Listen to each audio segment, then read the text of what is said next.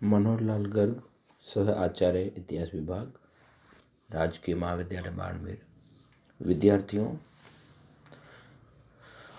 आज की वीडियो में हम आमेर एवं मुगल संबंध पर चर्चा करेंगे। आमेर से आजकल हम जयपुर कहते हैं। पहले आमेर राजधानी थी और बाद में 1727 में सवाई जय सिंह ने जयपुर नगर को बसाया। आमेर पहाड़ी की चोटी पे था और उसे समतल जो है वो एक व्यवस्थित नगर के रूप में मान सिंह एवं उस समय के जो वास्तुकार थे उन्होंने मिलकर इसका नवीन रूपरेखा रखी। तो अकबर जब था उस समय आमेर था। आमेर पहले मीणाओं के अधिकार में था और बाद में इसे कछवा राजपूतों ने अपने अधिकार में किया। अकबर जब पानीपत के द्वितीय युद्ध में जीता तो उसने धीरे धीरे अपने साम्राज्य का विस्तार करना प्रारंभ किया और उसी कड़ी में नज़दीक जो है दिल्ली के वो उस समय का ढूंढा क्षेत्र था, आमेर था और वहाँ पे भारमल शासन कर रहा था। 20 जनवरी 1562 को जब अकबर ख्वाजा मोइनुद्दीन चिश्ती की दरगाह अजमेर में जब वहाँ पे जियारत करने जा रहा था तो वो इसी मार्ग से होते हुए गुजरा और इस समय जो उसका अकबर का दरबारी था जगदाई खान, उसने मेवाड़ के जो सूबेदार था सरफुद्दीन, उसके बारे में बताया कि सरफुद्दीन ने आमेर के शासक भारमल से कर वसूला है, वार्षिक वो कर वसूल रहा है और उसके पुत्र और भतीज हैं वो जमानत के रूप में उसके पास में है। और उसने भारमल की पैरवी की। राजा भारमल ने भी अकबर की अधीनता स्वीकार करने तथा अपने पुत्र व भतीजों को सरफुद्दीन की जमानत से छुड़ाने की प्रार्थना की तथा अपनी ज्येष्ठ कन्या जोधाबाई से अकबर का विवाह करने का प्रस्ताव दिया। अकबर भारमल के इस व्यवहार से बड़ा ही प्रभावित हुआ और उसने अपना संरक्षण भारमल को प्रदान किया।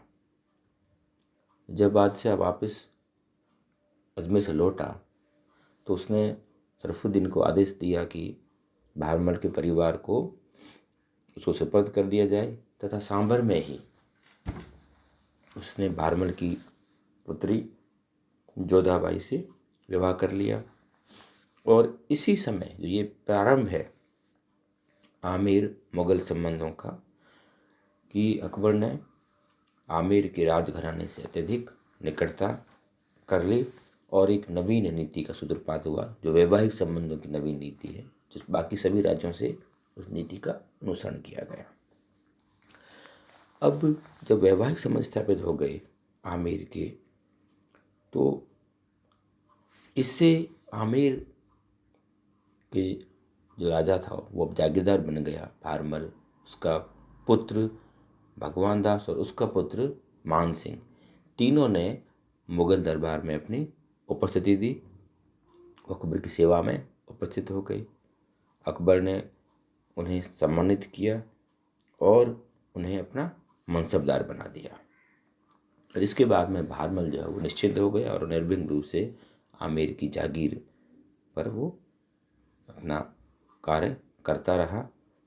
और अगले 10 वर्षों में भारमल का राजनीतिक महत्व बढ़ गया और राजा भारमल ने शाही सेना में विभिन्न पदों पर रहते हुए मुगल साम्राज्य की सेवा की। अकबर द्वारा आमेर राजघराने से वैवाहिक संबंध स्थापित हो जाने के कारण आमेर के कछवा राजघराने का भाग्य तारा चमक उठा। कुछ ही समय में भारमल के वंशज केवल राजस्थान में ही नहीं अपितु मुगल साम्राज्य के साथ ही समूचे भारत में अत्यधिक महत्वपूर्ण तथा शक्तिशाली बन गए। उत्तरी भारत में आमेर का महत्व बहुत अधिक बढ़ गया था। मुगल शाही राजघराने का संरक्षण प्राप्त कर कछवाहा राजघराना सदियों तक तत्परता एवं स्वामी भक्ति के साथ मुगल साम्राज्य की सेवा करता रहा।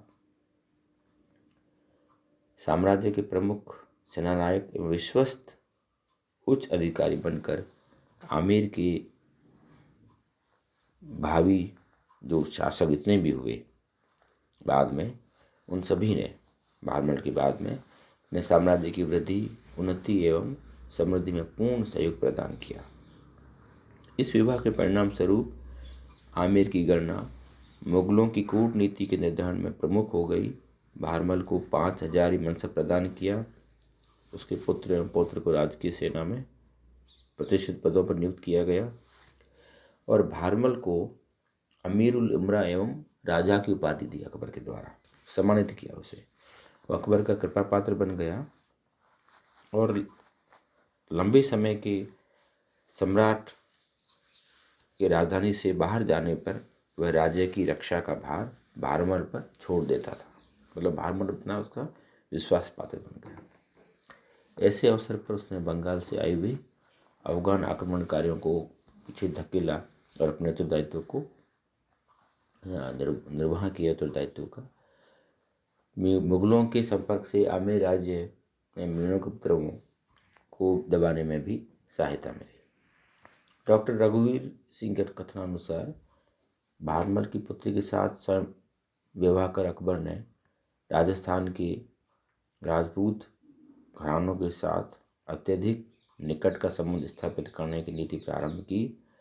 तदंतर अकबर ने स्वयं अनेक राजपूत राजकुमारियों के साथ विवाह किया और समय आने पर अपने पुत्रों के लिए भी ऐसी ही बहुओं का आयोजन किया। मारवाड़ के मोटा राजा उदय सिंह ने अपनी पुत्री का विवाह शहजादे सलीम के साथ किया और इसी से बाद में खुर्रम, जो बाद में शाहजहाँ बना, वो बादशाह बना, बीकानेर के साथ संबंध स्थापित किए, जैसलमेर के साथ संबंध स्थापित किए।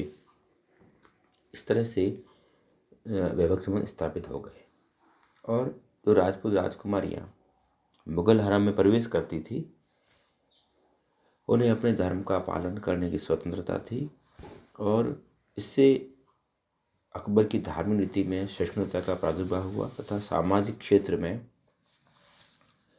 जो हिंदू मुस्लिम जाति रीति रिवाज है उनका आदान प्रदान हुआ।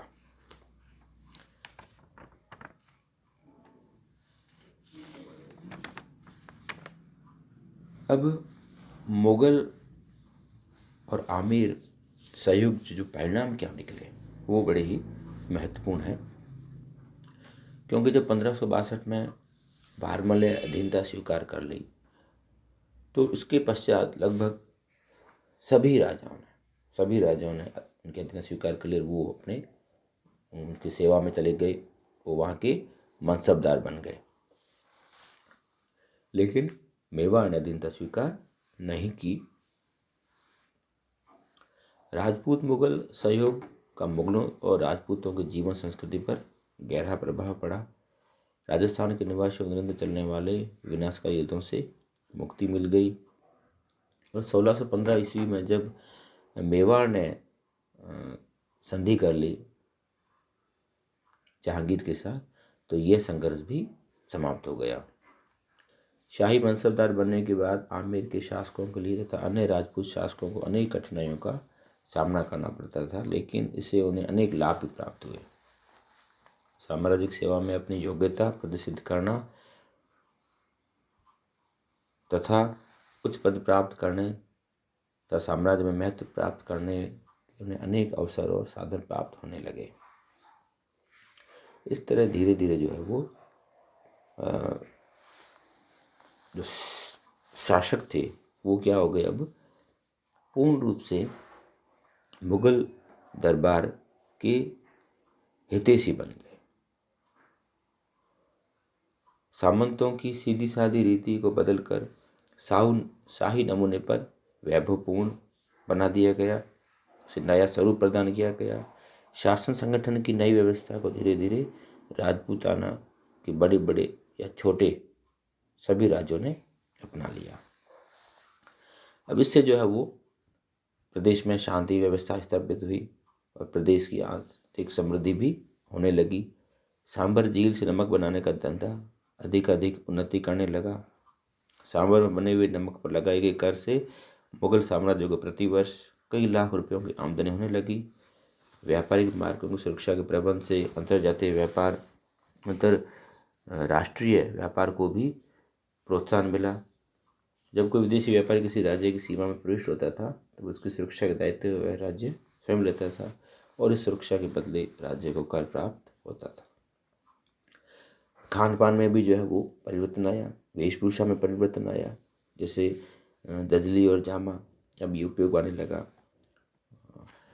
राजपूत शासकों सामंतों की जो पगड़ियाँ हैं उनको आकर्षक बनाने के लिए तुर्रा, सरपेच, लटकन ये लगाए जाते थे, जो ये मुगल प्रभाव था। हिंदुओं में सलवार, पायजामा और जरबंद भी लोकप्रिय हुए। स्त्रियों में घेरदार घाघरा प्रचलित हो गया। हुक्का पीने, जर्दा व सुरती खाने तथा पान खाने का प्रचलन मुगलों के संपर्क का ही परिणाम है।